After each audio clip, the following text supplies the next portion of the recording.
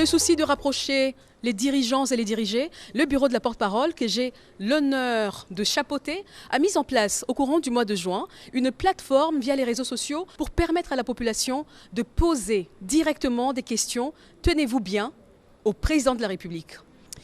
À cet effet, au bout de 3 semaines, nous avons recueilli plus de 5000 questions. Informé de l'initiative, le chef de l'État a tenu à venir répondre personnellement aux questions de ses compatriotes. Avec l'expression de mes hommages les plus déférents, j'invite le président de la République. Excellence, Monsieur le Président de la République, bonjour. Bonjour, Madame Salama. Merci au nom de tous ces compatriotes d'avoir accepté de répondre à leurs questions. Ils étaient en tout cas très nombreux à vouloir vous soumettre toutes ces questions-là. Nous en avons sélectionné une vingtaine, mais je leur ai promis. On m'a dit qu'il y en avait près de 5000, absolument. Il y avait près de 5000 uniquement via le formulaire que nous avions mis en place, via une sorte de plateforme. Mais d'autres ont carrément réagi via les réseaux sociaux, Twitter, Facebook, Messenger. Donc c'est allé vraiment... C'est parfait, je suis à la disposition de mon peuple. Merci. Ils veulent savoir comment vous vous portez. Ah ben ça va, merci, ça va très bien. Rien à signaler du côté santé. Le moral un peu affecté évidemment par la situation de l'Est. On ne peut pas être totalement en pleine possession de sa joie, de ses sentiments de bonheur, tant qu'on a cette épine dans le pied. Mais ça va, dans l'ensemble ça va, parce que le moral est bon, le moral de nos troupes à l'Est est bon aussi. Il y a une montée en puissance de nos forces armées et il y a sûrement de bonnes nouvelles à venir au vu des démarches diplomatiques que nous avons menées et de la situation sur le terrain. Nous commençons par le social. Et la première question, en tout cas, ils veulent savoir comment est-ce que vous jugez, Monsieur le Président, l'impact de votre action sur la situation sociale des Congolais durant ce quinquennat. Vous avez un impact, il faut toujours le prendre en 3 dimensions. Il y a la dimension immédiate, il y a la dimension à moyen terme et à long terme. Nous sommes dans des réformes, notamment au niveau de l'agriculture, qui vont nous amener une indépendance alimentaire, une sécurité alimentaire dans les années qui viennent. Évidemment, ce sont des réformes, il faut du temps pour les mettre en place, mais cela augure de très très bonnes nouvelles. Nous allons enfin mettre fin à toutes ces importations qui nous coûtent des milliards et pouvoir produire nous-mêmes sur place. Et en sus, nous allons faire de la transformation locale et donc de la création d'emplois et de richesses. Donc ça, c'est pour le long terme. À court terme, bien évidemment, vous le savez, nous avons eu, puisque notre économie est très dépendante de la conjoncture extérieure, nous avons eu des événements à l'étranger, la Covid pour commencer, ensuite la guerre russo-ukrainienne, qui ont eu un impact sur les produits pétroliers, sur les denrées de première nécessité. Évidemment, nous qui sommes aussi dépendants de tout cela, nous en ressentons les coûts. Nous sommes en train de tout mettre en œuvre pour essayer, tant soit peu, d'alléger ces peines. C'est le cas avec le carburant où nous avons subventionné, éviter à notre population de connaître ce qui s'est passé ailleurs, en Afrique, et je ne parle pas du reste du monde aussi. Donc le gouvernement est à pied d'œuvre pour essayer de parer au plus pressé. Je comprends parfaitement les difficultés qui sont celles de nos populations, mais nous essayons de soulager tant soit peu. Prenez le cas par exemple de la gratuité de l'enseignement. Elle a pu faire un peu de bien aux ménages qui ont pu consacrer ces fonds à d'autres activités, à les investir dans autre chose. Donc ce sont ce genre de mesures comme ça, l'augmentation de la solde des militaires, des salaires des enseignants, des médecins, leur régularisation d'ailleurs, parce qu'il y avait beaucoup de non payés, beaucoup de non reconnus. Nous avons tout régularisé et accordé quelque chose. Bien sûr, je comprends que ce ne soit pas encore suffisant, mais les efforts sont fournis. Nous avons même pensé à nos retraités. Aujourd'hui, le fonctionnaire qui va à la retraite n'a plus à s'inquiéter pour son devenir. Il y a une rente qui est prévue pour cela. Donc, c'est pour vous dire que nous sommes à pied d'œuvre pour essayer de juguler les difficultés que connaissent nos populations. Et je reste optimiste parce que nous travaillons. Vous parlez des difficultés, il y a l'accès aussi aux soins de santé. Alors il pose une question sur la couverture santé universelle. C'était parmi vos projets phares de campagne, hein, et vous avez même mis en place, je pense, une première structure. Voilà, alors ils veulent savoir, est-ce que ça traîne parce que vous voulez lancer le tout en même temps partout dans le pays, ou vous pouvez commencer par phase pour que ça aille plus vite? Ce ne sera pas possible de lancer le tout en un temps. Nous n'avons pas les ressources suffisantes. Mais nous avons déjà mobilisé certaines ressources pour commencer avec la catégorie mère-enfant et qui permettra d'avoir des accouchements gratuits et même des consultations prénatales et postnatales. Mais ça a commencé dans certains hôpitaux. Petit à petit, nous allons l'étendre sur tout l'ensemble de la République. Le but étant évidemment de rendre gratuit l'accès aux santé pour tous les Congolais. Alors la loi sur la vente en détail par les opérateurs étrangers souffre toujours de son application, ce qui étouffe le commerce, ou on va dire les petits commerces nationaux. Alors qu'est-ce que vous comptez faire pour y remédier? C'est un problème qui dure. Je comprends parfaitement, mais vous savez, il y a plusieurs paramètres qui concourent à ça. C'est un problème qui touche au climat des affaires, mais pas seulement. Il touche également à l'administration. Vous voyez, nous venons de lancer l'identification de tous les Congolais. Cela nous permettra de résoudre énormément de problèmes, notamment en ce qui concerne le sujet que vous avez évoqué, de sortir de l'informel pour le formel. Parce que dans beaucoup de ces compatriotes qui se plaignent de concurrence déloyale étrangère dans le petit commerce, alors il faut régulariser tout ça, voir clair et pouvoir s'y pencher. J'en ai parlé au mois d'avril de cette année en Conseil des ministres pour donner des instructions. Un atelier devait être organisé d'ailleurs par le ministère de l'économie à ce sujet et à ce moment-là, nous aurons les indications nécessaires pour pouvoir prendre les mesures qu'il faut afin de protéger nos petits commerçants. Mais à eux aussi, je leur demanderai de se faire identifier le moment venu, hein, parce que la campagne va bientôt commencer pour l'identification de la population, parce que c'est ainsi que l'État pourra prendre en compte leurs desiderata et surtout protéger leurs intérêts vis-à-vis de ces commerçants véreux qui grappillent sur leur part. Alors, donc nous prenons le problème en charge. Les barrières illégales également, les tracasseries sur la RN1, donc la route nationale numéro 1, ils disent que malgré toutes les missions pour les démanteler du gouvernement, toutes les missions échouent en fait. Aujourd'hui, ça coûte cher aux commerçants. Est-ce qu'il y a une solution qui est pensée pour cette problématique-là? Mais non seulement ça coûte cher aux commerçants, mais ça se répercute aussi sur le prix des denrées. Et c'est vraiment une situation très inconfortable dans laquelle nous mettent ces agents de police vrais et faux. Parce qu'il y a aussi des faux agents de police. Donc j'ai déjà eu à m'entretenir avec, je pense que c'est le prédécesseur de l'actuel ministre de l'Intérieur, pour que l'on redouble de vigilance, mais surtout d'action, afin de mettre fin à ces tracasseries. Et nous n'excluons pas non plus de faire recours à la technologie. Je pense ici par exemple à des drones qui couvriraient des axes entiers pour surveiller évidemment la circulation dessus. Donc nous sommes en train d'envisager plusieurs solutions, le but étant vraiment d'y mettre fin.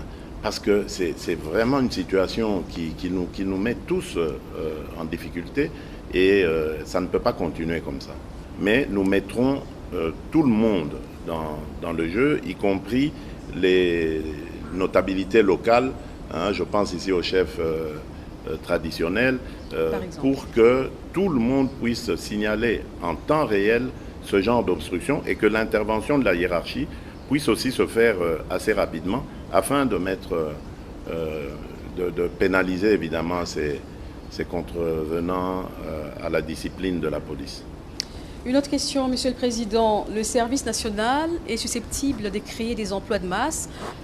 Est-ce qu'il est envisagé d'accélérer la couverture des projets agricoles sur l'ensemble du territoire?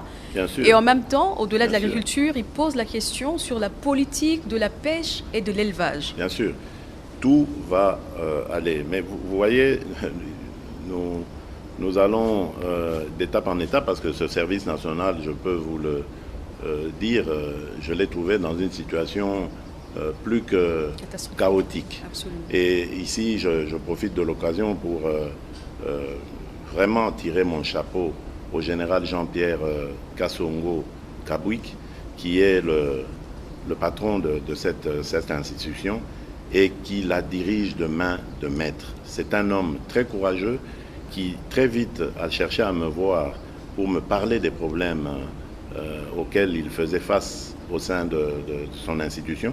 Et nous avons travaillé de pair à les juguler. Et aujourd'hui, je suis heureux de voir que nous avons énormément de travailleurs repris d'ailleurs. Certains étaient parmi les Koulouna que l'on déplore aujourd'hui, repris de ces milieux-là, complètement métamorphosés et qui aujourd'hui servent l'État. On s'est lancé dans cette aventure vers la fin de l'année 2020 et voilà où nous en sommes aujourd'hui. Et je peux vous dire que dans tous les camps militaires, le prix du sac de farine est resté le même, c'est-à-dire hors concurrence, vous ne trouverez jamais ce prix sur le marché. Grâce justement à cette production, je lui avais demandé évidemment de privilégier cette catégorie parce que pour moi les militaires ce sont nos héros vivants, nous devons les accompagner dans tout ce qu'ils font. Et donc j'avais demandé qu'on privilégie cela. Et voilà que au niveau de la production agricole, ça se passe très bien parce que à côté du maïs, il y a le riz aussi. Et il va maintenant commencer la pisciculture. Voilà. Et à côté de ça, il y a la formation professionnelle. Beaucoup ne le savent pas, mais il y a dans ce service des bâtisseurs qui ont déjà prouvé de quoi ils étaient capables. Ils ont construit quelques écoles au village, dans mon village d'origine à Mupompa, dans le village d'origine du défunt président Laurent Désiré Kabila à Manono. Donc ils ont fait comme ça leurs preuves et ça va continuer. Nous allons ouvrir d'autres antennes à travers la République, en plus de Kanyama-KCC, donc pour que le service national soit vraiment une institution qui réponde aux aspirations des Congolaises et des Congolais. Et moi, je me fais même une petite idée. Vous savez, dans d'autres pays, il y a eu, surtout dans les pays occidentaux, après la Seconde Guerre mondiale, le service militaire. J'y pense secrètement, à une sorte de service national, mais qui serait aussi obligatoire. Oui, obligatoire à tout jeune qui terminerait ses secondaires avant d'aller à l'université ou de faire autre chose. De servir la nation pendant une année, soit dans une formation militaire pour apprendre à défendre notre territoire, notre patrie, ou dans le service national, qui est un service qui s'ouvre vraiment à toute la population congolaise, au peuple congolais, donc qui est vraiment à son service. Et ainsi, on pourra apprendre à être patriote et surtout à aimer son prochain, à servir son prochain. C'est vraiment une vocation qui en vaut vraiment la peine. Alors la dernière question de cette thématique économie et sociale concerne la justice. Il parle de l'impunité qui encourage l'immoralité dans l'action publique, surtout des mandataires. Alors comment est-ce que vous comptez renforcer la justice sur les dénonciations de corruption qui restent souvent sans suite? Oui, là je vous dis, je pense que s'il y a un bémol à mettre sur mon bilan, je crois que c'est celui-là. Si il m'était demandé de le faire, je ne suis vraiment pas satisfait du bilan, jusqu'ici en tout cas, récolté dans la justice. J'ai beaucoup compté sur le pouvoir parce que je me dis, comme dans la Bible, c'est la justice qui élève une nation. Malheureusement, dans notre cas, la justice détruit notre nation. J'ai tout mis en œuvre pour essayer de faire comprendre, surtout aux chefs des corps, mon intention, ma vision. Et en fait, ma vision, c'est de dire, voilà, c'est vous qui connaissez votre métier, exercez-le consciencieusement, tel que vous l'avez appris de vos précepteurs. Mais malheureusement, je n'ai pas l'impression que nous sommes toujours sur le même diapason. Et nous récoltons souvent la critique de l'opinion de manière injuste, qui pense que, par exemple, je prends comme ça un cas, lorsqu'on met quelqu'un en prison préventive en attendant son jugement et qu'après on le libère, on pense toujours qu'il y a une intervention de l'État. Madame, je peux vous le dire, devant Dieu, je ne suis intervenu dans aucun cas de ce pays pour demander l'arrestation ou la libération de quelqu'un. Jamais. Parce que je veux que la justice soit indépendante. Moi, je crois que nos institutions doivent toutes être libres d'exercer leur pouvoir sans qu'il y ait de contraintes venant de la hiérarchie ou de qui que ce soit. Et donc je pense ici que cette justice a besoin de réforme. Je viens de vous donner le cas d'arrestation préventive. Sous d'autres cieux, on parle parfois de mise en examen. Pourquoi est-ce qu'on ne le voit pas ici? Au lieu d'arrêter quelqu'un et de le jeter comme ça en pâture dans l'opinion, faire quoi? Parce que dès qu'on arrête quelqu'un, pour le commun des Congolais, il est coupable. Il est coupable. Absolument. Et lorsqu'on le reverra demain dehors, on va dire il a corrompu. Exactement. Ça peut être vrai, ça peut être faux, mais dans tous les cas, ça jette un discrédit sur la justice. Donc il faudrait une réforme. J'ai demandé des études sérieuses là-dessus. Je crois qu'elles sont même prêtes. Dans les jours qui viennent, je vais vraiment faire une sortie avec le Conseil supérieur de la magistrature pour les rencontrer et voir comment nous pouvons mettre en œuvre ces réformes. Évidemment, parmi eux, il y a de braves gens, il y a de braves femmes, il y a de braves hommes, je n'en disconviens pas, mais j'ai l'impression que tout le monde semble être dépassé par la force du mal qui est cette corruption, qui jette un discrédit finalement sur nous tous, parce qu'on pense, l'opinion pense que nous y avons tous à voir là-dedans. Et pourtant, je compte sur la justice, parce qu'il n'y a pas mieux qu'elle pour juguler les antivaleurs qui ont mis à mal notre économie, l'image du pays, etc. Et même pour les investisseurs, pour qu'ils viennent en toute assurance dans ce pays, ils doivent pouvoir compter sur une justice qui est impartiale, qui est objective. Il y a des avancées en justice avec la nomination récemment de plus de 5000 magistrats, 2500 pour 2500 qui seront déjà engagés, là, oui. Et puis des structures qui ont été mises en place pour lutter contre la corruption, notamment l'IGF. Et puis il a commencé à y avoir des arrestations de magistrats, ceux qui n'arrivaient plus. Donc, il y a des magistrats qui aujourd'hui sont jugés pour jugement inique, des choses comme ça. Donc voilà, on peut commencer à espérer. C'est pour ça que je vous dis, moi je ne désespère jamais. Donc il y a eu certes beaucoup de difficultés dans ce domaine, mais je continue de croire que nous sommes humains et nous, en tant qu'hommes, on ne peut que trouver des solutions. On ne peut pas rester sur les problèmes. On doit trouver des solutions, on les trouvera. Alors la deuxième thématique qui a beaucoup intéressé notre population, c'est la défense et la sécurité, comme nous ne pouvions pas prendre toutes les questions. Alors la première, elle dit ceci: en mai 2023 au Botswana, Monsieur le Président, vous avez critiqué ouvertement la force de l'East African Community, l'EAC, à l'exception du contingent burundais. Qu'est-ce qui a motivé le renouvellement du mandat de cette force un mois après le sommet de Bujumbura? Le fait qu'on se soit dit les choses clairement. Critiquer n'est pas rejeter, attention. Donc on peut tous se critiquer. On peut me critiquer mon action. Ça ne veut pas forcément dire qu'on me rejette. Donc vous voyez, il ne faut pas confondre les choses. J'ai critiqué le comportement de cette force uniquement parce que sur le terrain, le contingent ne se comportait pas comme convenu. C'était au moment où le M23 était censé se désengager des localités qu'il occupait pour se regrouper en vue d'aller sur le programme de cantonnement, donc de pré-cantonnement d'abord pour être désarmé, puis cantonnement et ensuite entamer le programme de DDRCS. Et donc j'avais l'impression que c'était lent, c'était pas qu'il y avait comme des complicités dans les cités où ils cohabitaient, contingent EAC et M23. Le M23 continue à se comporter en terrain conquis, ils percevaient des taxes. C'était inacceptable. Donc j'ai fait cette critique qui a été entendue et je crois que à partir de là, on a décidé de rectifier les lignes.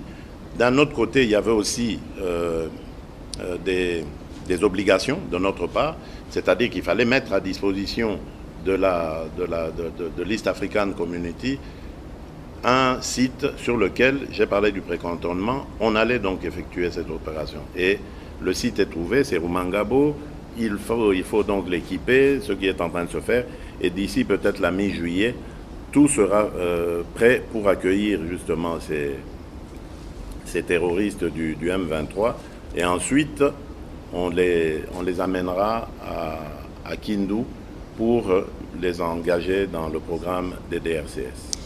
Alors, à quand le déploiement de la SADC? Et il pose en même temps la question de savoir, est-ce que finalement, avec toutes ces forces en présence en RDC, on aura la force de l'EAC, on aura la SADC qui va se déployer, on a tous lu le communiqué. Et puis, est-ce que ça ne mettra pas finalement les pays en danger? Parce qu'il ne faut pas l'oublier, il y a d'un autre côté les contingents, les différents contingents de la MONUSCO. Comprenons-nous bien.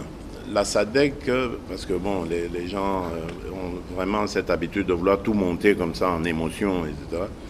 La SADC, c'est une organisation à laquelle appartient aussi, à laquelle la RDC est membre.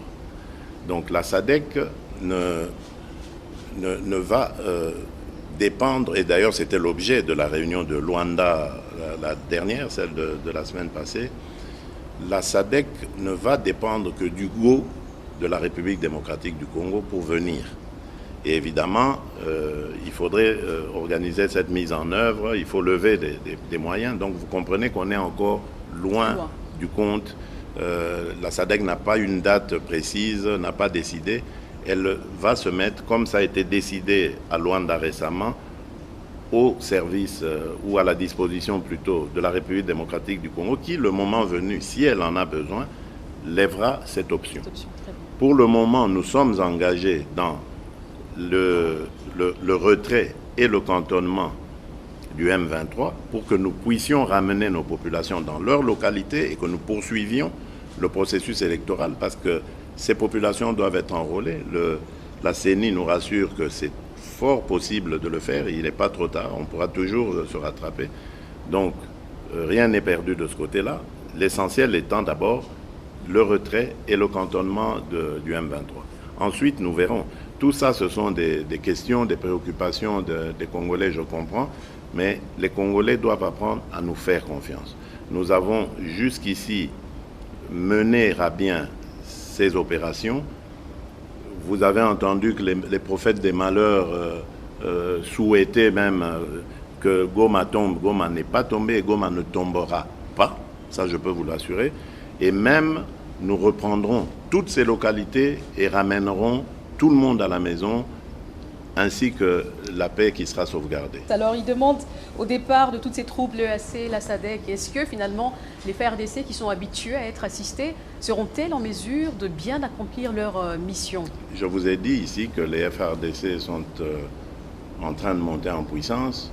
Nous allons dans quelques mois terminer la formation de dizaines de milliers de recrues qui vont donc venir renforcer les FARDC pendant que les autres seront peut-être relevés et recyclés parce que vous savez que l'une des raisons de nos déboires à l'Est, c'est aussi le fait que ces troupes ont trop longtemps été au front, ont connu beaucoup d'émotions, beaucoup de difficultés, certains étaient blessés, certains ont vu les leurs perdre la vie. Tout ça a eu des impacts psychologiques certains et il faut renouveler cela. C'est malheureusement pas ce qui se faisait de tout temps ici. Nous avons pris le problème à bras le corps, nous avons fait des réformes au sein de cette armée. Aujourd'hui, nous avons une loi de programmation qui va pouvoir permettre de venir au chevet de cette armée avec les thérapies qu'il faut pour la relever. Et c'était la question qui finissait en tout cas à cette thématique. Où est-ce qu'on en est justement avec cette loi sur la programmation militaire et la politique de défense nationale? Dépend de la disponibilisation des ressources. On doit les mettre à la disposition de l'armée. Donc c'est le travail que le gouvernement est en train de faire. Et je vous ai parlé ici de la montée en puissance de cette armée, ça veut dire qu'il y a des ressources. Mais attention, nous sommes pour le moment en temps de guerre. Donc le programme est un petit peu bouleversé. On ne va pas arrêter de financer la montée en puissance, les équipements, la prise en charge des recrues et leur formation, etc., pour rentrer dans une gestion normale de la chose, c'est-à-dire construction des camps, des hôpitaux, bien d'autres choses, la gestion au quotidien d'une armée. Donc nous devons d'abord faire face à la guerre, la terminer et ensuite revenir dans le sens normal de ce que nous nous étions convenus. Mais aujourd'hui, ce que je peux dire, c'est que les ressources sont là pour pouvoir parer à toute éventualité, et c'est ce que nous faisons. Alors nous passons aux questions sur les infrastructures. La première, c'est d'actualité, je pense, vous venez de Lobito. Alors ils disent, au lieu de construire les chemins de fer de Lobito avec l'Angola grâce au financement américain, notamment de 200 millions de dollars américains, est-ce qu'on ne peut pas financer nous-mêmes les chemins de fer de l'ex-Katanga à Banana ou Boma pour relier l'Est à l'Ouest? Bon, d'abord, il faudrait que je corrige quelque chose. Le chemin de fer est déjà construit. Le chemin de fer de Benguela, Lobito, il est construit, il existe. Et ce qui s'est fait hier à Benguela, c'était tout simplement une mise en commun de nos intérêts, si vous voulez. Ce rail, jadis, à l'époque du Grand Zaïre, ce rail nous servait. À l'époque, on n'allait pas par Kasumbalesa, on n'amenait pas nos minerais par là pour aller jusqu'au Cap et les transporter par mer. À l'époque, tout partait de Kolwezi vers Dilolo et de là en Angola vers le port de Lobito. Et c'est ça qui s'est passé hier. On a réhabilité ce chemin de fer qui était détruit à cause de la guerre en Angola et qui avait contraint la République démocratique du Congo à orienter ses évacuations autrement.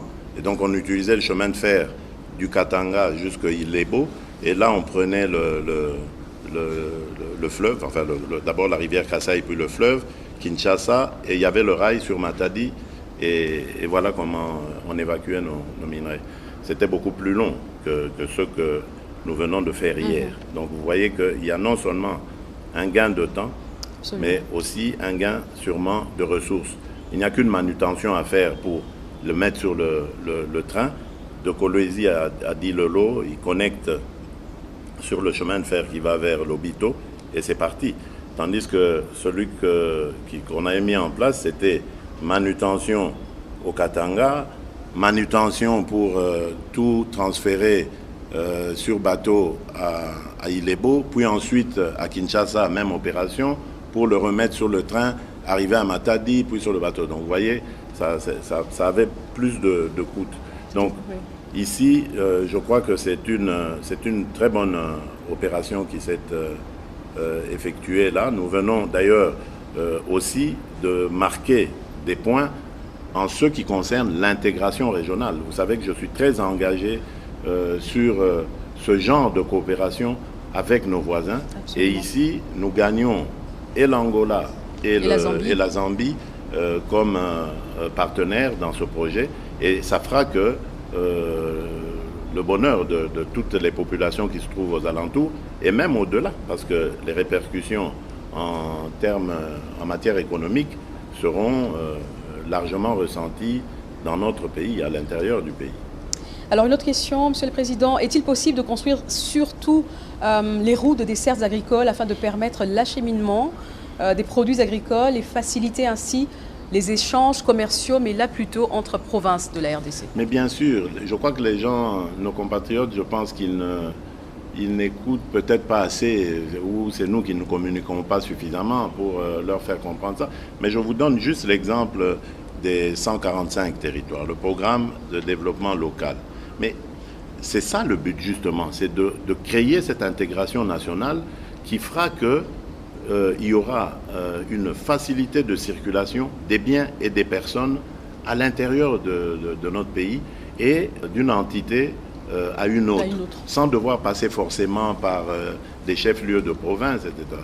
Donc le but, dans le programme 145 territoires, il y a un volet important, infrastructure. Donc dans les infrastructures, justement, il y a ces routes de desserte agricole. Le but étant de relier chaque territoire à un autre. Et ainsi, on va réussir comme ça une sorte d'intégration nationale qui fera que les territoires pourront échanger entre eux. Et pour cela, il y a déjà des convois d'engins qui sont en train d'arriver, mais il y en aura encore plus. Il y en a quelques milliers qui arrivent pour les infrastructures routières et autres, mais également pour développer l'agriculture. Alors justement, je ne sais pas si vous avez une idée, il demande combien de kilomètres de routes ont été asphaltés ou construits depuis. Il y a eu beaucoup de routes qui ont été faites, beaucoup qui ont été réhabilitées, beaucoup qui sont en projet. Je pense à Kalamba-Mbouji, je pense à cette route qui va relier le Kasaï oriental au sud Kivu, je pense à la grande route qui va partir de Beni jusqu'à Kisangani. Donc vous voyez un peu tout ce que nous pourrions avoir à Kinshasa comme retombées agricoles de ces zones très riches en denrées agricoles. Donc voilà, il y a des grands projets comme ça qui sont en train d'être finalisés déjà. Pour celui de Beni Kisangani, je crois que les études sont en train d'être faites maintenant. Celui de Mbujimai à Bukavu, je crois que les études ont été faites, c'est la Banque mondiale qui va s'en occuper. Celui de Kalamba-Mbouji qui part de la frontière avec l'Angola et qui rentre jusqu'à Kananga, jusqu'à relier la nationale 1 qui vient de l'ex-Grand Bandundu, qui passe par Tikapa et qui va vers Mbujimai et autres. Voilà. Donc il y a de grands axes comme ça qui sont en train d'être faits, mais on n'a pas le temps de s'arrêter, comment j'allais dire, de se réjouir de nos petites victoires. Nous devons travailler. Le gouffre est tellement profond, le gouffre dans lequel le pays s'était enfoncé. Nous n'avons pas le temps de célébrer, de savourer nos petites victoires. Le peuple a besoin encore davantage de résultats, de prise en compte de ses intérêts, et nous sommes concentrés sur ça. Alors à quand la construction des grands centres médicaux pour chaque province, mais vraiment des hôpitaux, 200 lits avec des équipements de pointe? Voilà, une fois de plus, là aussi c'est une question de ressources, et nous avons dû faire un choix. Nous avons pensé que économiquement il serait rentable de réhabiliter celles qui sont. Bien que c'est vrai, comme dans le cas du camp Tchatchi, c'était en réhabilitant que nous avons vraiment construit quelque chose de beaucoup plus grand. C'était un petit dispensaire, mais que j'ai voulu voir plus grand, mais rien que pour rendre hommage à nos soldats. Mais ailleurs, c'est de la réhabilitation. Mamayemo, par exemple, vous allez voir, il va être construit un grand complexe. C'est vrai que c'était déjà un grand hôpital, mais là, on va le moderniser et le faire en hauteur pour gagner plus d'espace et de place aussi. Ailleurs, c'est de la réhabilitation que nous avons faite parce que justement, les moyens ne suivent pas encore. Mais vous verrez que dans le cadre du programme des 145 territoires, nous avons veillé à ce qu'il y ait un centre médical dans chaque territoire et qui comprendra quand même les équipements nécessaires pour pouvoir prendre directement en charge les cas les plus urgents, les plus graves, en attendant un transfert. Donc le projet existe, mais évidemment, comme je l'ai dit, c'est une question de ressources. Là, nous sommes en train de tout mettre en œuvre pour rendre d'abord accessible aux soins de santé tout le monde. Ça, je trouve que c'est plus important que de construire des grands hôpitaux. Il faut que tout le monde puisse, en tout cas, être en mesure de bénéficier des premiers soins. Vous savez que, par exemple, pour la malaria, le palu, il tue plus que le sida. Absolument. Si nous ne protégeons pas nos populations et que nous préférons mettre cet argent dans la construction des grands hôpitaux, je crois que ce serait se tromper de priorité. La priorité ici, c'est d'abord, pour moi, de protéger nos populations, de les mettre en situation de santé adéquate et ensuite voir comment ça va s'améliorer au fur et à mesure. Le Congo est un grand chantier, je l'ai toujours dit. Ce n'est pas aujourd'hui ou demain que ce chantier se réalisera complètement, mais il faut y mettre sa pierre au fil des années. On finira par tout reconstruire. Alors, la dernière question d'infrastructure, quelle est finalement votre politique en matière de logement? Est-ce qu'il y a un projet de construction des logements sociaux? Bien sûr, encore là, une fois de plus, le programme des 145 territoires. Le but qui était visé dans ce programme, c'était de ramener tous les, j'allais dire, les cerveaux, passez-moi l'expression, vers les milieux ruraux. Parce que tout le monde, à force de faire face au chômage, la déglingue de ces territoires, tout le monde a fini par migrer vers des grands centres urbains, allant même jusqu'à les encombrer, etc. Et aggraver les situations sécuritaires, professionnelles et tout ça. Donc maintenant, l'ambition que se dote ce programme des 145 territoires est de ramener tout ce monde, en tout cas le plus possible, vers ces territoires. Et donc pour ça, il faut construire des logements décents qui vont pouvoir permettre aux gens, quand ils reviennent des centres, de pouvoir rester dans les mêmes conditions, si pas même dans de meilleures conditions que là où ils se trouvaient au centre, et pouvoir s'adonner de manière beaucoup plus motivée à leurs nouvelles tâches dans ces territoires. Donc oui, il y a un programme qui est compris dans le grand programme des 145 territoires, programme de logement, mais également, à côté de cela, il y en a d'autres.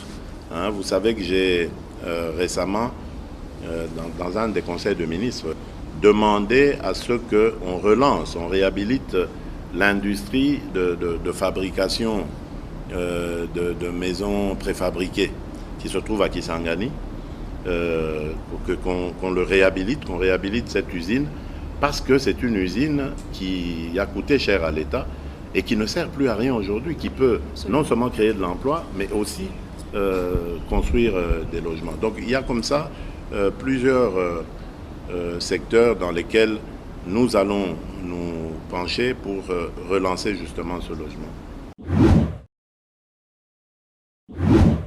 Des questions sur la diplomatie, on avait beaucoup également, Monsieur le Président. La première, après tous ces voyages à l'étranger, quelles en sont les retombées finalement sur le plan socio-économique pour le pays et pour la population?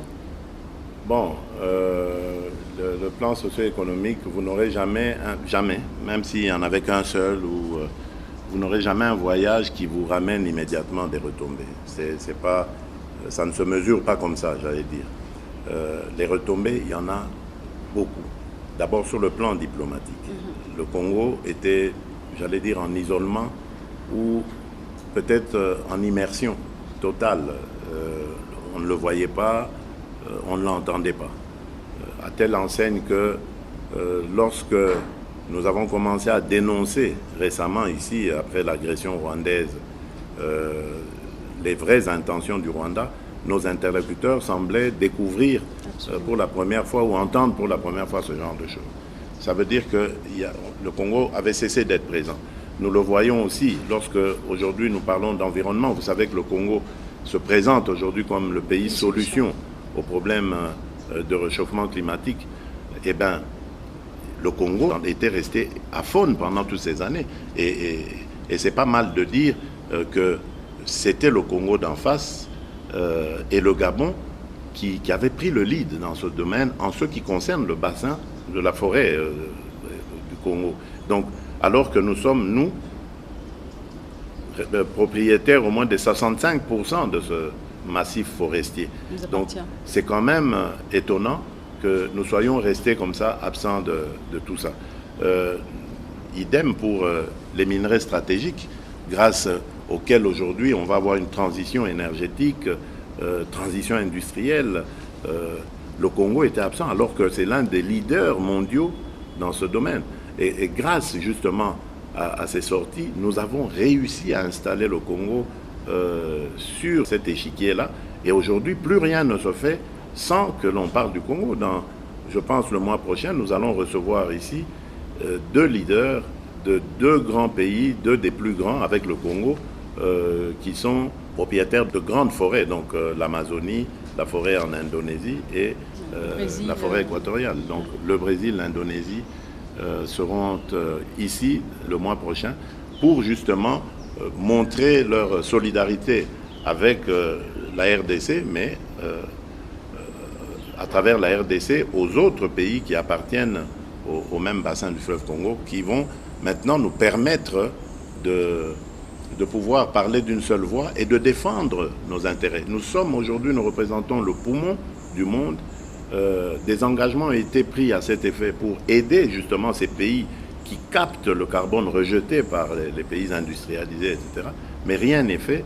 Donc tout ça va nous permettre de devenir beaucoup plus forts et de parler d'une seule et même voix et une voix intelligible aussi.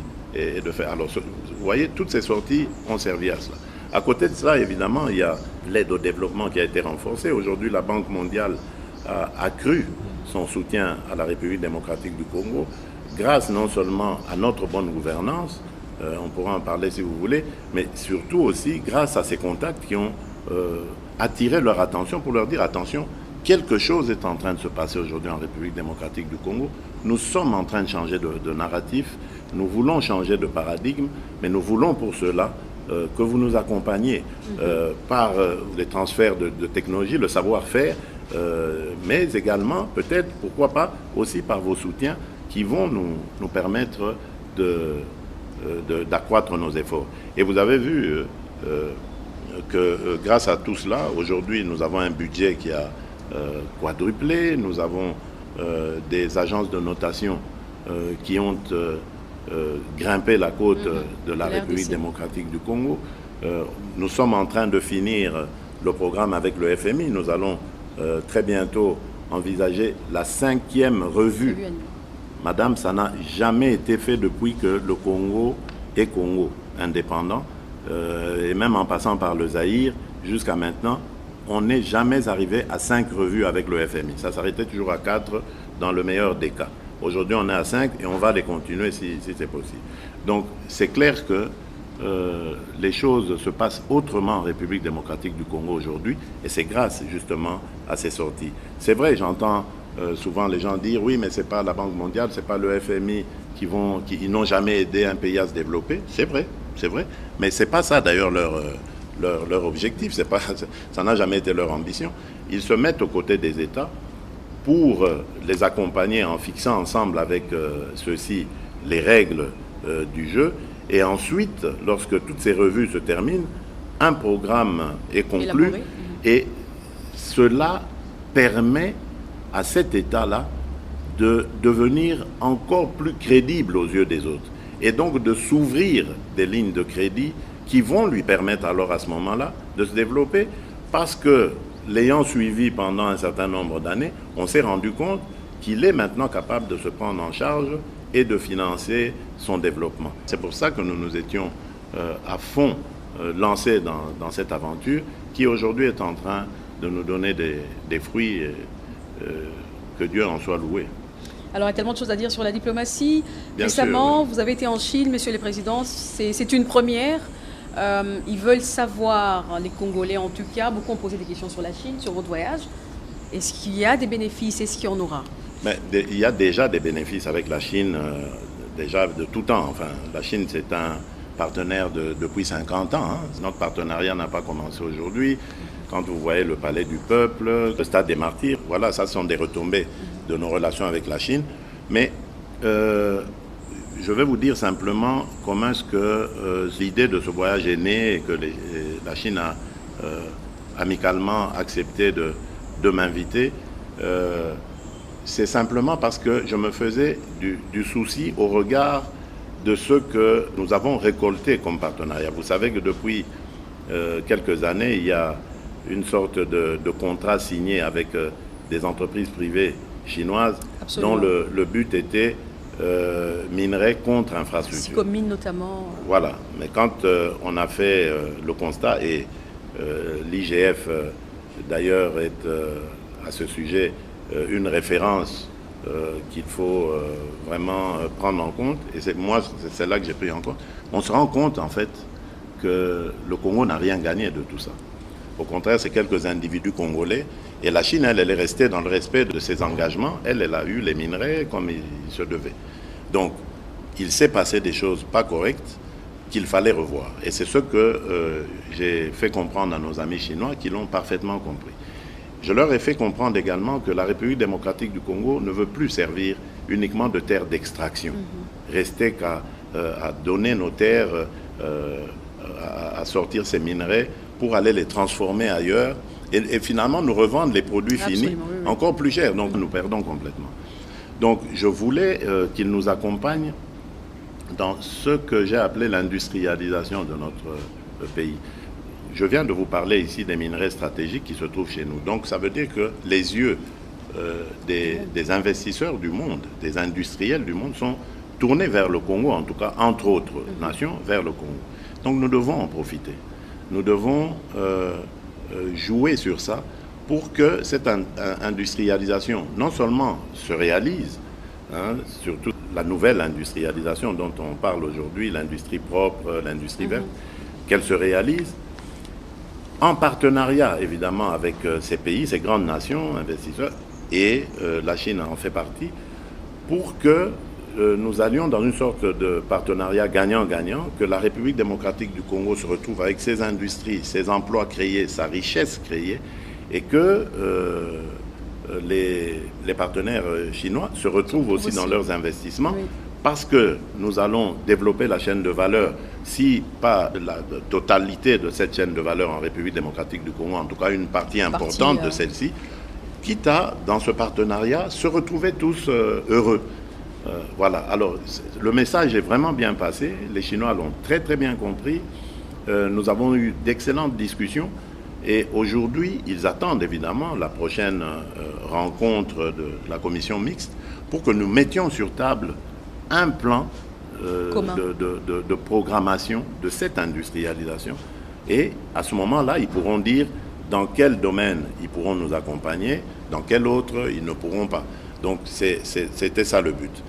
Et ce qui m'a le plus fait plaisir là-dedans, parce que vous savez, moi je tiens aux équilibres géopolitiques mondiaux, je ne voulais pas donner l'impression à notre partenaires traditionnels que sont les Occidentaux, Américains, Européens, que ça y est, nous vous ignorons, nous avons un nouvel ami, tant pis pour vous. Je veux que tout le monde soit intéressé parce qu'il s'agit ici de la stabilité de mon pays. Je veux que ce pays soit stable, définitivement stable, et que nous soyons vraiment tournés vers notre développement. Et voilà pourquoi, dans ce que nous nous sommes dit avec le partenaire chinois, il y a aussi la possibilité, s'ils le désirent, européens et américains, de les approcher, de les intégrer dans ces projets. Et c'est ça que j'ai beaucoup apprécié, cette souplesse de la part des Chinois qui me convient parfaitement. Alors, une question. Est-ce qu'on ne devrait pas rompre finalement, mais complètement, nos relations diplomatiques avec le Rwanda? Vous savez, j'ai toujours eu une approche différente de certains de mes compatriotes que je trouve beaucoup plus, passez-moi l'expression, peut-être extrémiste, enfin, mais je comprends leurs sentiments. Il faut toujours faire la part des choses entre le régime Kagame et le peuple rwandais. Absolument. Le peuple rwandais est un peuple frère. Ce peuple restera toujours aux côtés, en tout cas au Rwanda, pays à côté de la RDC. Absolument. Donc, pourquoi rompre les relations avec ce peuple? Ça n'aura aucun sens. D'abord parce qu'il y a déjà des mariages qui se sont faits, il y a des échanges économiques qui se font, commerciaux qui se font. C'est impossible. Donc, vous le faites, vous condamnez des centaines de milliers, voire peut-être des millions de gens à la famine à cause d'un individu et de son régime.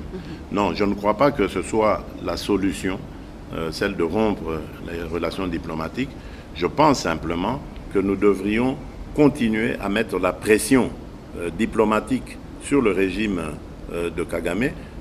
C'est en train d'ailleurs de fonctionner. Parce que, rappelez-vous, jusqu'au mois de mars passé, on entendait encore de coups de feu sur la ligne de front là-bas. Aujourd'hui, il n'y a plus de coups de feu. Pourtant, ils avaient cette habitude de tirer sur nos positions.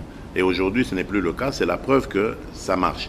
Aujourd'hui, il y a des rapports d'experts qui démontrent clairement que les RDF sont au Congo, sont en train d'appuyer cette cohorte de terroristes du M23 et afin de déstabiliser notre pays.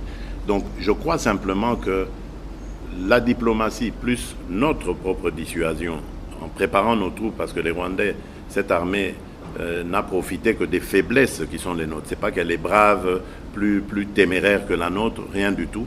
C'est simplement parce que notre armée était minée à cause justement de ces accords bidons qui se faisaient, qui faisaient suite à des mixages, brassages, etc., pour permettre justement à l'ennemi d'infiltrer ses espions chez nous, accord que j'ai refusé et que je continuerai toujours de refuser. Donc voilà, la guerre pour moi, en tout cas du point de vue de la République démocratique du Congo, restera la dernière option. Nous comptons encore sur nos partenaires, sur la communauté internationale, pour qu'elle impose au Rwanda des sanctions si celui-ci continue plutôt de refuser de quitter le sol congolais.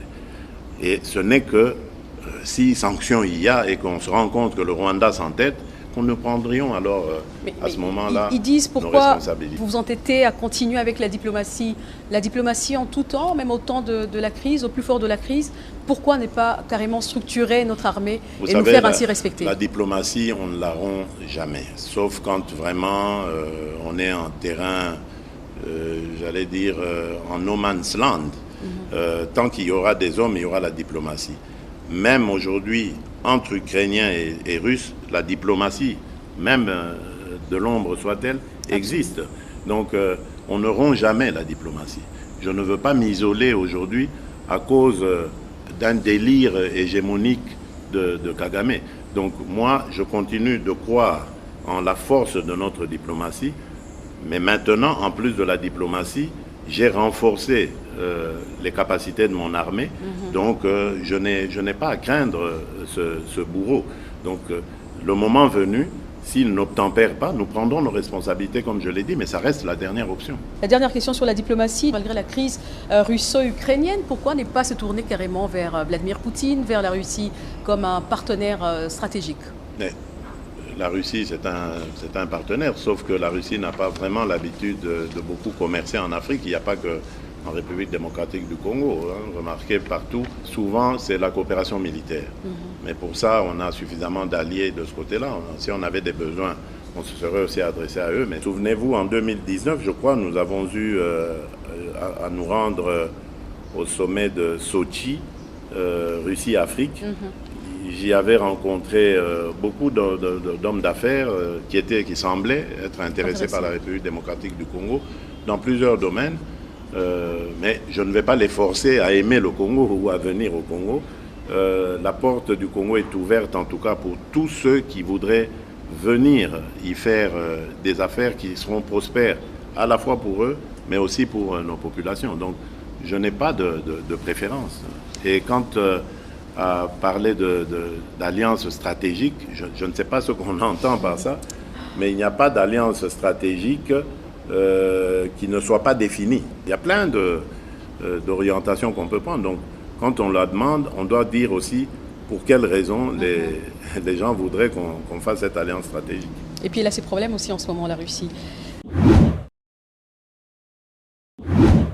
Alors, pour terminer, Monsieur le Président, il y a quelques questions libres. Quelles sont les stratégies mises en place par le gouvernement afin de permettre le développement des régions enclavées? C'est ça, justement, le but, c'est de désenclaver le pays, réussir son intégration totale. Le plan, ce sont les infrastructures. Il n'y a pas d'autres secrets. Non seulement des infrastructures, mais également l'érection de centres d'activité commerciale. J'ai pu le voir dans certains pays. Et je l'ai vu encore en Angola parce que le président m'a invité à aller voir quelques municipalités qui sont spécialisées dans la pêcherie, etc. Et là, je me suis rendu compte qu'on peut donner de l'emploi aux gens en fonction des activités dédiées à ces contrées-là. Je prends un exemple. À l'Équateur, vous savez que le poisson est très prisé. Il y a beaucoup de localités qui se trouvent au bord du fleuve et dont les habitants s'adonnent à ce genre d'activité, mais pourquoi ne pas leur mettre des pêcheries? Comme ça, ils restent dans leur milieu d'origine, mais ils développent cette activité. Exactement. Et si tout va bien pour eux, ils pourront aller beaucoup plus loin et devenir une PME qui grandit, qui exporte même, pourquoi pas, etc. Donc c'est ça le but, et c'est pour ça que nous avons lancé cet ambitieux programme de construction des zones industrielles qui, pour certaines, prendront même le statut de zone économique spéciale afin de booster l'activité. Et ces zones se trouveront, pour certaines d'entre eux, dans des milieux ruraux. Le grand défi est et restera toujours énergétique. La République démocratique du Congo a besoin de beaucoup d'énergie, eau, électricité, pour pouvoir réussir ces défis. Nous sommes aussi là dans un plan de développement de plusieurs études pour voir comment, à partir des sites hydrauliques que nous avons, il y en a à peu près 600-700 sur tout l'ensemble du territoire, nous pourrons pouvoir comme ça développer des générateurs d'électricité et d'adduction d'eau pour desservir les populations locales. Ça aussi, c'est un programme qui me tient très à cœur parce que malheureusement, jusqu'ici, nous ne sommes arrivés qu'à 30% pour ce qui est de l'eau, de couverture en eau aux populations. Lorsque je suis arrivé au pouvoir, on était à 8 ou 9%. Donc on est quand même à 30%. L'objectif de 2023, c'était d'arriver à 53% pour atteindre les 70% en 2030. Malheureusement, on est un peu en deçà. On doit s'efforcer. À 22% pour l'électricité. On était à 18% en 2018. Donc là, on a encore besoin de beaucoup ramer pour aller beaucoup plus loin. Donc voilà, ça, ce sont les grands défis, les grands objectifs que nous nous sommes assignés et que nous espérons atteindre. L'installation de votre QG dans la partie est du pays, à Goma précisément, vous l'aviez promis. Et puis il y a des villes où vous n'avez pas encore été, vous n'avez pas pu visiter durant tout le mandat, Kisangani. Vous savez, la technologie aujourd'hui nous permet d'être présents à plusieurs endroits en même temps ou à des endroits sans être là forcément. Il y a toujours une perception que vous avez lorsque vous aspirez à une fonction par rapport à lorsque vous êtes dans la fonction. Évidemment, devant le malheur de nos compatriotes à l'époque, lors de la campagne, je me suis dit, je viendrai m'installer ici. Mais lorsque j'accède à la fonction, je me rends compte qu'en tant que commandant suprême des forces armées de notre République, je n'ai pas besoin d'aller m'installer là-bas pour que les choses marchent. J'ai réussi à les faire marcher à partir d'ici. C'est une perception qu'il y avait au moment où j'étais le candidat, Félix Tshisekedi. J'ai été à Goma à plusieurs reprises et aujourd'hui, de Kinshasa, j'ai endigué cette progression de ces agresseurs. Et grâce à la diplomatie, nous allons renverser la tendance. Donc, il ne faut pas que ma personne soit forcément là pour ce faire. Et je peux vous dire qu'aujourd'hui, grâce à nos acquisitions, je peux, de mon QG, suivre en temps réel des combats sur le terrain. Voilà. Très bien. Alors, avec le son et l'image. À l'approche, Monsieur le Président, des échéances électorales, la tension monte dans les états-majors politiques. Il vous est reproché d'utiliser des méthodes dictatoriales, répressives contre l'opposition. Qu'en dites-vous? Oui, bon, d'abord, je tiens à vous le dire, je ne serai jamais dictateur. La preuve, c'est que si j'étais dictateur, ceux qui le disent ne seraient pas ici au Congo pour le dire. Hein? Je ne veux pas vous donner d'exemple de pays, mais regardez un peu autour de nous. Hein? Le pays auquel vous pensez, là, je devine. Si un opposant à ce régime peut dire dans ce pays, ou un journaliste peut parler de dictature dans ce pays-là. Bon, voilà. Donc c'est déjà vous dire que s'ils peuvent le dire ici et rentrer chez eux, dormir tranquille, ça veut dire que ce n'est pas vrai. Bon, mais en même temps, il ne faut pas confondre démocratie et anarchie. Absolument. Voilà. Donc, moi, j'ai passé les 3/4 de ma vie à me battre contre la dictature, contre les injustices et pour les libertés. Mais jamais je n'ai pris la liberté d'organiser la déstabilisation du régime que je combattais. Nous avons eu des tas d'occasions d'embrasser la lutte armée.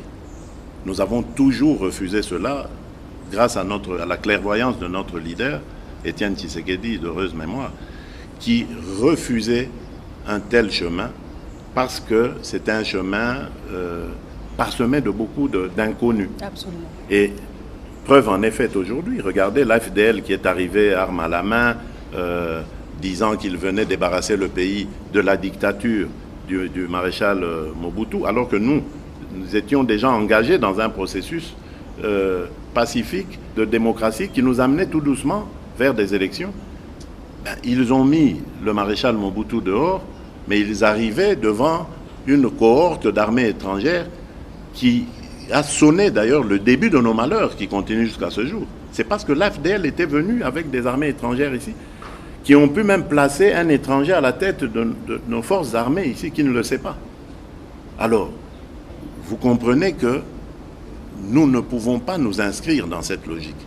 Et tout individu qui viendrait avec ce genre d'intention, mais nous n'allons pas continuer à parler démocratie. Ça, c'est de l'anarchie. Il faut le traiter en anarchiste. Et c'est ça que je disais. Et je ne vais pas le changer. Je suis garant de l'unité, de la stabilité et de la paix de ce pays. Tant que dans un coin de cette République, il n'y aura pas de paix, ou que la paix sera troublée par des individus avides de pouvoir et n'importe quel pouvoir, ils me rencontreront sur leur chemin.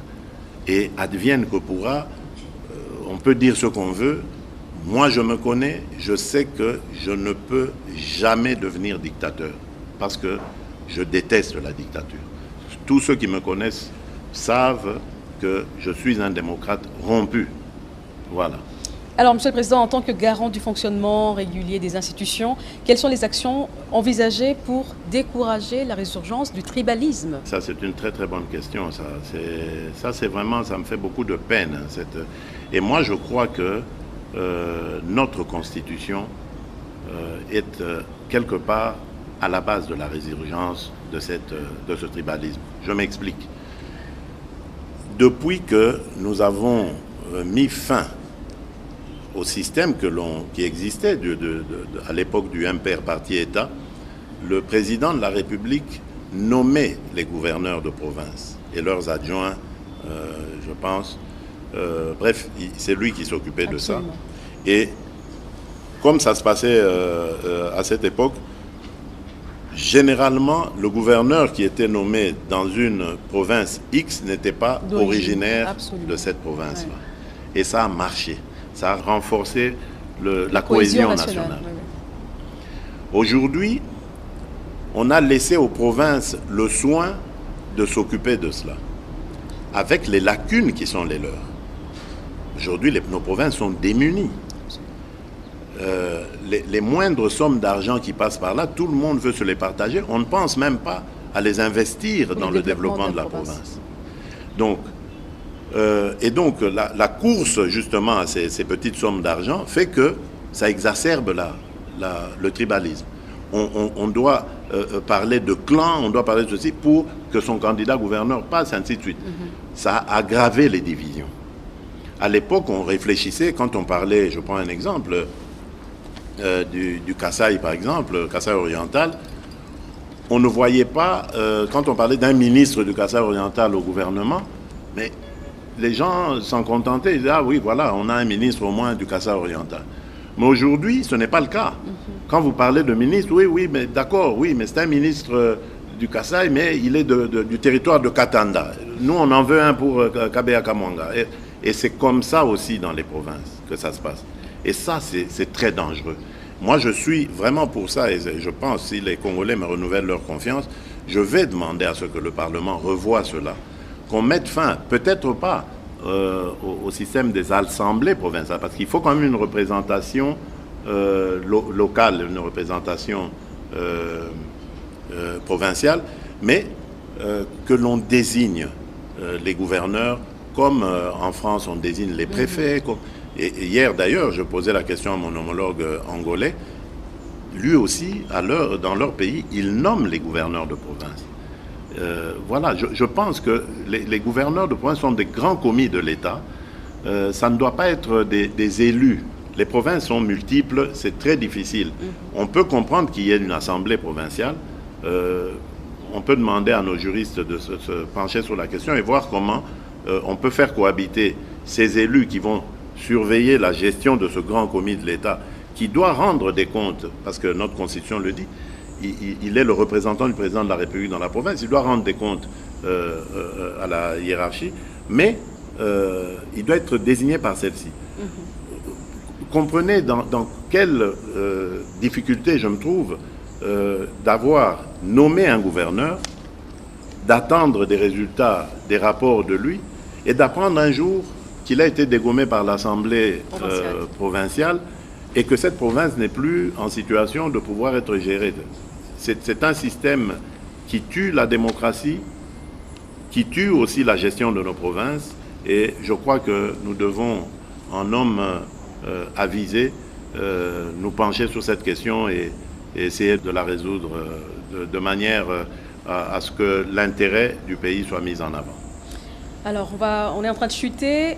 Depuis que vous êtes président de la République, quel a été votre plus grand regret?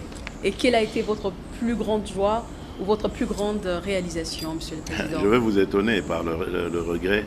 C'est la fin de la coalition FCC-CACH. C'est un regret parce que je m'étais vraiment investi là-dedans. Vous savez, je crois, moi, en la solidarité des Congolais. Je me disais, ces amis ont eu la gestion qu'ils ont eue.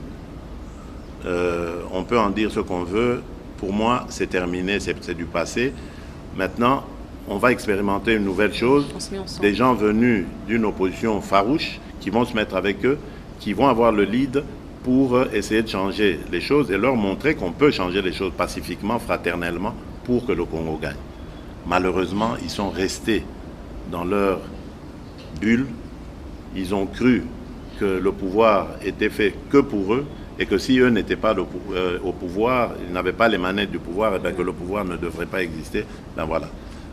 On en est arrivé à ce à quoi nous sommes arrivés, que vous connaissez, je ne vais pas y revenir. Et j'ai vraiment beaucoup regretté. Parce qu'on vivait une très belle expérience pour la première fois dans ce pays, une alternance pacifique. Un ancien chef d'État pouvait vivre tranquillement, vaquer à ses occupations dans son pays, sans être inquiété. Et un nouveau chef d'État pouvait aussi vaquer aux occupations ou aux préoccupations de ses concitoyens pour le bien du pays. Malheureusement, ça n'a pas marché. Bon, on ne va pas faire éternellement le deuil, mais ça, c'est mon plus grand regret. Alors, ma plus grande satisfaction, c'est la gratuité, évidemment, la gratuité de l'enseignement, parce que ma grande joie, c'est d'avoir appris que beaucoup d'enfants, surtout des jeunes filles, ont pu regagner le parcours scolaire. Vous savez, madame, ça, les Congolais doivent le savoir, il n'y a que le Congolais qui va développer ce pays. C'est de ça que je suis parti, moi, pour proposer justement ma candidature au Congolais en 2018. Il n'y a que le Congolais qui va construire ce pays. Et pour que le Congolais construise ce pays, il doit être éduqué, il doit être en bonne santé et il doit être uni aux autres Congolais. Et l'éducation, elle doit être gratuite et accessible à tout le monde, hommes comme femmes. Sinon, nous aurons un Congo à plusieurs vitesses et nous n'avancerons jamais. Nous avons besoin de cette éducation. Regardez, il y a des pays qui n'ont pas les minerais que nous avons, qui n'ont pas toutes ces richesses naturelles, sol, sous-sol, etc., mais qui réussissent parfaitement bien. Pourquoi? Mais c'est simplement grâce à la matière grise. Et cette matière grise s'acquiert par l'éducation. Nous devons éduquer tous nos enfants. Et c'est par cette éducation d'ailleurs que nous réussirons à juguler tous les mots MAUX que nous regrettons aujourd'hui. La corruption, les gens doivent comprendre. Mais pour que les gens comprennent que la corruption est mauvaise et qu'elle a un impact négatif sur l'économie, mais ils doivent comprendre cela, ils doivent le savoir, sinon ça va continuer. Donc il y a plein de mots que nous pourrions juguler grâce à l'éducation et donc nous tourner vers le développement de ce pays. Donc pour moi c'est une grande victoire, mais petite encore, parce qu'il n'y a pas tous les enfants congolais dans l'école. Et puis nous devons passer au secondaire aussi, qui doit devenir gratuit, et peut-être même le niveau universitaire. Nous devons reprendre le système des bourses. À l'époque du MPR, Parti État, le conseil exécutif gouvernement du pays finançait parfois certaines bourses. Nous devons revenir à ce genre de pratique. L'éducation, pour moi, c'est la clé numéro 1, devant les mines, devant l'agriculture, devant tout ça, pour développer ce pays. Si nous réussissons dans l'éducation, tout le reste va suivre parce que nous aurons des gens formés, des hommes et des femmes formés et capables de faire face à tous les défis qui se présenteront face à notre pays. Donc voilà. Alors la dernière question, vous avez dit, Monsieur le Président, que si les Congolais vous accordaient à nouveau leur confiance, si vous êtes réélu, quel sera votre cheval de bataille? D'abord, continuer le travail sur la justice, parce que comme je l'ai dit, la justice élève une nation. Moi, je suis devenu président de la République démocratique du Congo pour élever ma nation. Je veux d'un Congo fort, uni et prospère. Et ce n'est qu'en l'élevant qu'on arrivera à ce résultat. Donc, je vais continuer le travail pour crédibiliser la justice, la voir vraiment comme un vrai partenaire à mes côtés pour combattre les fléaux qui ont ruiné notre économie. Et bien sûr, je vais me tourner toujours vers le social parce que je viens moi-même d'une force politique qui met l'accent sur le social en priorisant le Congolais, le peuple d'abord. Et donc, je vais continuer. Je sais qu'il y a beaucoup à faire. Je ne veux pas non plus d'un peuple de dépendants, un peuple de gens qui sont assistés continuellement. Non. Quand je parle du social, c'est-à-dire de mettre dans mon pays les conditions nécessaires pour que tout le monde puisse aller à l'école quand on est enfant, on est jeune, pour que tout le monde puisse avoir accès aux soins de santé lorsqu'on tombe malade et pour que tout le monde puisse avoir un emploi décent et pouvoir subvenir aux besoins de sa famille. Donc voilà, donc c'est de ce Congo-là que je rêve et je crois que ce Congo est possible. Il faut simplement que nous regardions les choses en face, que nous nous donnions la main en tant que Congolais, que nous mettions de côté nos divergences qui nous font reculer. Nous avons le droit d'avoir des divergences politiques, religieuses et autres, mais cela ne doit pas dégénérer en blocage.